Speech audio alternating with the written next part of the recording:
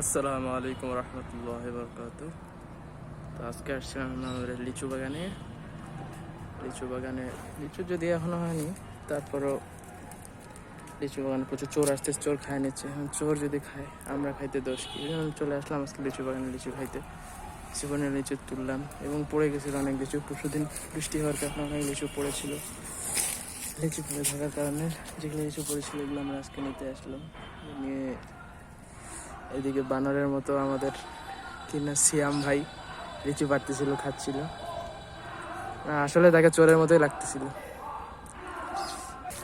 তো এটা হচ্ছে আমাদের লিচু বাগান। লিচু মোটামুটি আলহামদুলিল্লাহ ভালো আসে, তবে এবার ঠিকা কেউ নেয়নি, যে কারণে মুতাসির ভাইকে দেখতে পাচ্ছি না। আমরাই খায় দায় শেষ করে দিব। খাওয়া কিছু বলবো না। রাতের বেলা প্রচুর বাদুড়ের হামলা হয়, সাথে সাথে কিছু মানুষরূপী বাদুড়ও পাওয়া যায়, এই জন্য মাঝে মাঝে একটু আসতে হয়। এই হলো লিচুর অবস্থা। লিচু এখনো সম্পূর্ণভাবে রং আসেনি, পুরাটা আসবে কয়েকদিন হলো, আর 5-6 দিন বা এক সপ্তাহ। তবে একটা কথা, এখানে কোনো ধরনের বিষ বা কোনো ধরনের কীটনাশক প্রয়োগ করা হয়নি, যার ফলে এখনো ভালো মতো কালার আসেনি।